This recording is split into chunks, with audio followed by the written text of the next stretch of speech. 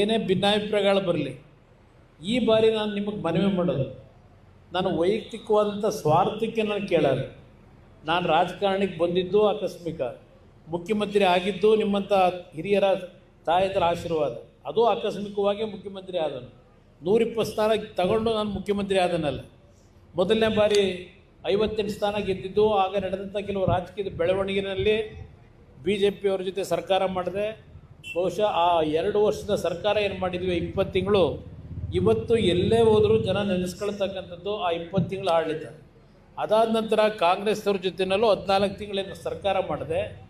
ಅವತ್ತು ನಾನು ಮಾಡಬೇಕಾದ್ರ ಕಾರಣ ನಮ್ಮ ರೈತರ ಆತ್ಮಹತ್ಯೆ ಪ್ರಕರಣಗಳು. ಮಂಡ್ಯ ಜಿಲ್ಲೆಯಲ್ಲೇ ಸುಮಾರು 200ಕ್ಕೂ ಹೆಚ್ಚು ರೈತರ ಕುಟುಂಬದಲ್ಲಿ ಆತ್ಮಹತ್ಯೆ ಪ್ರಕರಣಗಳು ನಡೆದಿತ್ತು. ನಾನು 200 ಕುಟುಂಬವನ್ನು ಭೇಟಿ ಮಾಡಿದ್ದೇನೆ. 200 ಕುಟುಂಬಕ್ಕೂ ಸಾಂತ್ವನ ಹೇಳ್ತಕ್ಕಂಥದ್ದಕ್ಕೆ ಪ್ರಾಮಾಣಿಕವಾಗಿ ನಾವು ಪ್ರಯತ್ನ ಪಟ್ಟು, ಆದರೆ ಒಂದು ಮಾತು ಹೇಳಿದ್ದೆ ರೈತರಿಗೆ, ಯಾವುದೇ ಕಾರಣಕ್ಕೂ ಎಂಥ ಸಮಸ್ಯೆಗಳು ಬಂದರೂ ಆತ್ಮಹತ್ಯೆಗೆ ಶರಣಾಗಬೇಡಿ.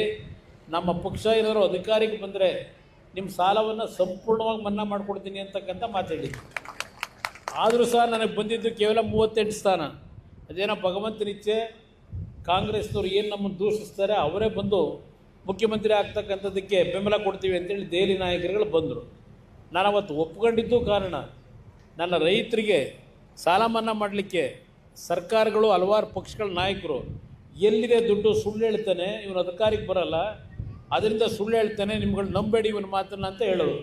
ಸಾಲ ಮನ್ನಾ ಮಾಡ್ತೀವಿ ಅಂದರೆ ಆ ಇದ್ದಂಥ 14 ತಿಂಗಳಲ್ಲಿ ಅವರ ನನಗೆ ಸರಿಯಾದ ರೀತಿ ಸಹಕಾರ ಇಲ್ಲದೆ ಇದ್ದರು 25,000 ಕೋಟಿ ಹಣವನ್ನು ಹೊಂದಿಸಿ ನಮ್ಮ ರೈತರ ಸಾಲ ಮನ್ನಾ ಮಾಡ್ತಕ್ಕಂಥ ನಿರ್ಧಾರ ನಾನೇನು ಅವತ್ತು ಮಾಡಿದೆ. ಮಂಡ್ಯ ಜಿಲ್ಲೆ ಒಂದು ಜಿಲ್ಲೆಗೆ ಸುಮಾರು 750ರಿಂದ 800 ಕೋಟಿವರೆಗೆ ಸಾಲ ಮನ್ನಾ ಆಯಿತು. 800 ಕೋಟಿವರೆಗೆ. ಇದು ನಾನು ಕರ್ತವ್ಯ ಮಾಡಿದ್ದೇನೆ, ಇದೇನು ಧರ್ಮಕ್ಕೆ ಮಾಡೋದಲ್ಲ. ನಿಮ್ಮಗಳ ಒಂದು ನೋವುಗಳಿಗೆ ಸರ್ಕಾರಗಳು ಸ್ಪಂದಿಸಬೇಕು. ಸರ್ಕಾರ ಇರೋದೇ ನಿಮ್ಮ ಕಷ್ಟ ಸುಖದಲ್ಲಿ ಭಾಗಿಯಾಗಲಿ. ನಾನು ಹಲವಾರು ವಿಷಯಗಳನ್ನು ಚರ್ಚೆ ಮಾಡಬಲ್ಲೆ. ಇವತ್ತು ನಡೀತಿರ್ತಕ್ಕಂಥ ವಿಷಯ ಒಂದು, ನಮ್ಮ ತಾಯಂದಿರಿಗೆ ವಿಶೇಷವಾಗಿ ಮನವಿ ಮಾಡ್ತೀನಿ, ಇದು ಎಂಥದ್ದು ಗ್ಯಾರಂಟಿ ಸ್ಕೀಮನ್ನು ನಂಬ್ಕೋಬೇಡಿ. ಇವತ್ತು ಕೊಡ್ತಾ ಇರ್ಬೋದು, ನಿಮಗೆ ಯಾರಿಂದ ಕೊಡ್ತಾ ಇದ್ದಾರೆ ದುಡ್ಡನ್ನ, ಅದನ್ನ ಆ ದುಡ್ಡು ನಿಮ್ಮ ದುಡ್ಡೇ.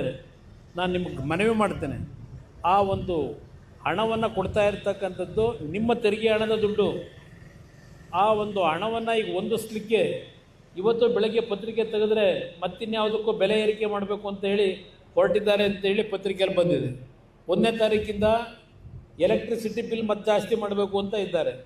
ಇನ್ನು ನಮ್ಮ ಮದ್ಯದ ಅಂಗಡಿಗೆ ನಮ್ಮ ಪುರುಷರು ಹೋಗ್ತಕ್ಕಂಥದ್ದೇನಿದೆ ಅಲ್ಲಿ ಇವತ್ತು ಯಾವ ಮಟ್ಟಕ್ಕೆ ರೇಟ್ ರೈಸ್ ಮಾಡಿದ್ದಾರೆ.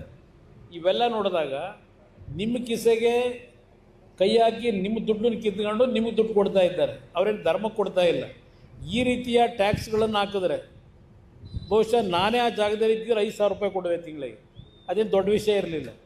ಅದರಿಂದ ಇವತ್ತು ಇದಕ್ಕೆ ಮರಳಾಗಬೇಡಿ. ನನ್ನ ಕಾರ್ಯಕ್ರಮಗಳು, ನಮ್ಮ ಪಕ್ಷದ ಕಾರ್ಯಕ್ರಮ, ನನ್ನ ರೈತರು ಬೆಳೀತಕ್ಕಂಥ ಬೆಳೆ ಸರಿಯಾದ ರೀತಿಯ ಬೆಲೆ ದೊರಕಬೇಕು. ನೀವು ಬೆಳೀತಕ್ಕಂಥ ಬೆಳೆ ಯಾವ ರೀತಿ ಇರಬೇಕು ಅಂತಕ್ಕಂಥದ್ದಕ್ಕೆ ಪ್ರತಿಯೊಂದು ಹಳ್ಳಿಯಲ್ಲಿ ರೈತರಿಗೆ ತಿಳುವಳಿಕೆ ಮೂಡಿಸ್ತಕ್ಕಂಥ ಕಾರ್ಯಕ್ರಮ ಪಂಚಾಯತಿ ಕೇಂದ್ರದಲ್ಲಿ ಮಾಡಬೇಕು. ನಮ್ಮ ಮಕ್ಕಳ ವಿದ್ಯಾಭ್ಯಾಸಕ್ಕೆ PUCವರೆಗೆ LKGಯಿಂದ 1 ರೂಪಾಯಿ ನೀವು ಹಣ ಖರ್ಚು ಮಾಡಿದೆ ನಿಮಗೆ ಇಂಗ್ಲೀಷು ಮತ್ತು ಕನ್ನಡ ಮಾಧ್ಯಮದ ಶಾಲೆಗಳು ಖಾಸಗಿ ಶಾಲೆಗಳೇಗಿದ್ದಾವೆ ಆ ಮಟ್ಟದ ಶಾಲೆಗಳನ್ನು ತೆರೀಬೇಕು ಅನ್ನೋದು ನನ್ನ ಕಾರ್ಯಕ್ರಮ. ಇವತ್ತೇನಾದರೂ ನಿಮ್ಮ ಮಕ್ಕಳನ್ನ ಎಲ್ಲಾದರೂ ಖಾಸಗಿ ಶಾಲೆಗೆ ಇಂಗ್ಲೀಷ್ ಶಾಲೆಗೆ ಸೇರಿಸಬೇಕು ಅಂದರೆ 2 ರಿಂದ 3 ಲಕ್ಷ ರೂಪಾಯಿ ವರ್ಷಕ್ಕೆ ಖರ್ಚು ಮಾಡಬೇಕು ನೀವು.